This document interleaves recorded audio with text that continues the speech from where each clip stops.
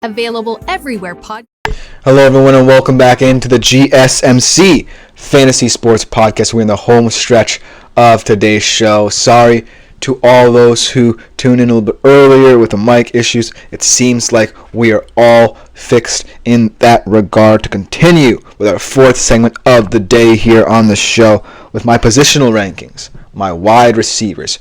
Not necessarily as good a week as the running backs had, but still some notable fantasy wide receiver performances nonetheless this week. And the four I've selected had their peaks and valleys this week. A lot of electrifying talent here, but it's just a matter of matchups, whether or not they perform on the day. Again, as always, I wrote these down. As Andre said, I doubt he plays Thursday, though, on a short week. That is a good point, obviously referring to Puka Nacua.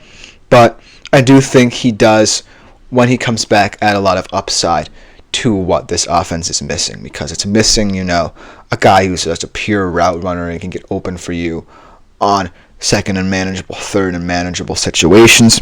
So he will be a huge addition or reintegration for both the Rams offense and your fantasy football squad. But talking about these four wide receivers here, these are four guys who, like I said, peaks and valleys, but based off the matchups, again, looking at them before this past week's games were even played, I like them a lot.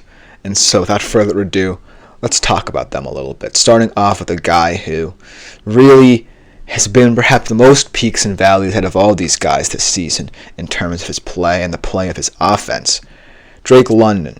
I feel like, he had a decent game against Seattle, obviously had that short touchdown, 18.2 fantasy points, but the reason why I wasn't necessarily impressed by his performance is because of the fact that when you're the Falcons offense and Kirk Cousins has his limitations, you really need to be aware of how defenses play him in certain situations. On third down, especially later in the game, especially in the fourth quarter, I don't think the Falcons wide receivers, especially Drake London, really created enough separation for Kirk Cousins to throw the football comfortably. And as a result, he turned the ball over. And thus, that's why I feel Drake London's importance is integral to the success of the Atlanta Falcons going forward, especially in this game against the Bucs. Last game against the Bucs, Drake London had a decent performance as well in that one, but this one has to be much more important, much more intentional, and most importantly, a performance that best protects Kirk Cousins as well, because that game was the blueprint of how to slow down the Falcons offense for different defenses around the leagues, looking at what Seattle did. Seattle took advantage of Kirk Cousins' limitations as a runner, and thus that was how Seattle was able to blow them out in the fashion that they did.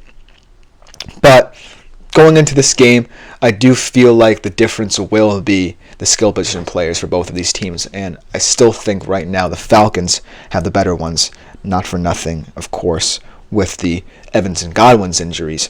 But I do feel like Drake London will have a good performance in this one to kind of bolster faith in him throughout fantasy football circles that he can be a high-end guy.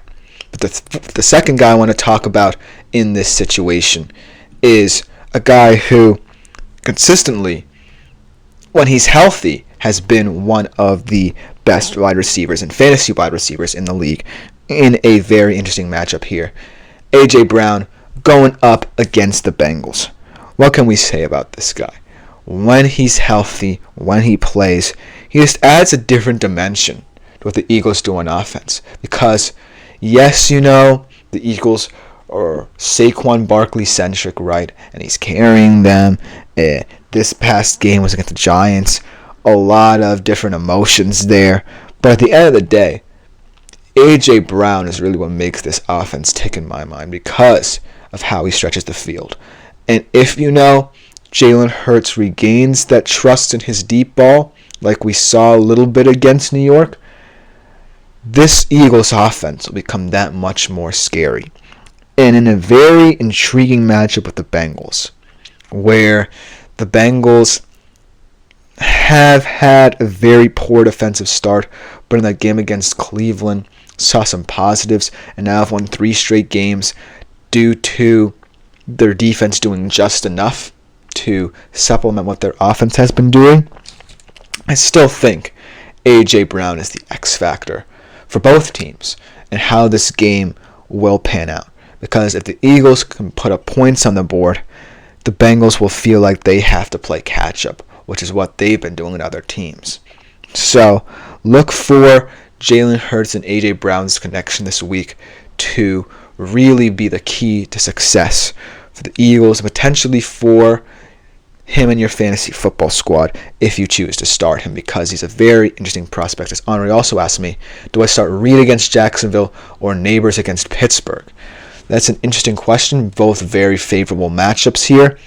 But I do feel like, funnily enough, Neighbors is someone who actually will get a lot of targets still, in my opinion. And I don't think that will change going forward. I know it's funny to say because Pittsburgh has the better defense and the Giants' offense has looked putrid, to say the least, but they're still going to rely on Neighbors to really elevate his game to really help better Daniel Jones. And so I can't ignore the fact that it's a little bit of the weirder matchup, but it's still what the Giants want to do. And not for nothing, Reed is in a situation where we know how good he is. But is he going to get the necessary amount of touches to win you a fantasy football game? And I think the answer is no, even against a pretty atrocious Jacksonville secondary. So I'm kind of begrudgingly going to say Neighbors. I know it's kind of weird to say, kind of the uglier pick, but I still think that Neighbors is someone who's going to get a lot of looks, whereas Reed, his kind of status is always up in the air considering the depth of the Green Bay wide receiver room. But overall, very interesting question. Thank you for it. And I hope it makes your decision a little bit easier, even though I gave you the harder option to kind of deal with. But going back to my personal wide receivers here, I think A.J. Brown is always an option that you have to account for in terms of his style, in terms of what he does for this Eagles offense, and most importantly, how dangerous he looks. But the third guy I want to talk about had a very quiet night. And I don't think it's through any fault of his own. He did have some nice routes, but at the end of the day, I think this was mainly him coming back from that concussion and simply not, having his full head in the game. No pun intended there. Marvin Harrison Jr. And he only had 5.1 fantasy points last night, but like I said, it wasn't entirely his fault. I think what he needs to continue to do is just run the routes he's running, and Kyler will find him. Now, there was the issue where there were a couple of routes early in the season where he was wide open. There were some last night as well. But this is more a question of whether or not, they wanted him to be in a little bit more of a limited role coming back from injury, or just because, the Arizona Cardinals took what the Chargers defense gave them, because not for nothing, the Chargers defense was pretty good in terms of defending the pass by Kyler Murray. Kyler only had 145 passing yards to prove that point. So, against the Dolphins secondary, who is slowly coalescing, but not necessarily a secondary that I have much faith in, against a weapon like Marvin Harrison, expect Marvin Harrison to continue doing what he's been doing, and look for Kyler Murray to find him a little bit more often in this situation, because he is someone who I really love at the end of the day as someone in a fantasy setting who week in and week out will grow and mature as he continues his season, and if he stays healthy, most importantly as well. And then the final receiver that I wanted to talk about before we take our break is another rookie receiver, perhaps his best game of the season abroad in London, And, he is someone who I feel like will get a lot of flack, interestingly enough. And here's why. Because he is someone who the Jags drafted with a purpose, and that purpose was to bring out the best traits in Trevor Lawrence. This season definitely is not going to plan, but we've seen glimpses of what this kid can be in terms of if Trevor Lawrence is performing well. And so Brian Thomas Jr. is an interesting proposition, and this is his toughest test to date. In fact, the Jaguars have one of the tougher schedules of anyone in the NFL coming up. So Brian Thomas Jr. will have a very hard task of really helping elevate Trevor Lawrence's game here.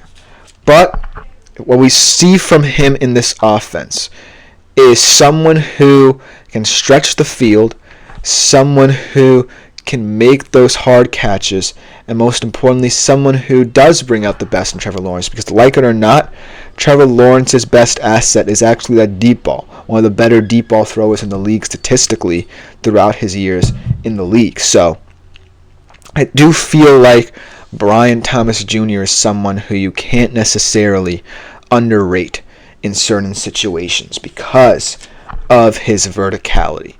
Now, the danger here is the Packers are a team that now has proven to me that their secondaries just aren't all takeaways. They can defend on islands.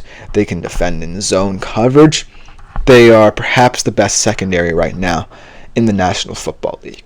So the danger here in taking a risk on someone like Brian Thomas is not seeing the benefits be reaped because of the fact that Alexander McKinney and that defense has been so good. But he is getting an easier assignment facing Eric Sosa, we'll talk about in our next segment. But,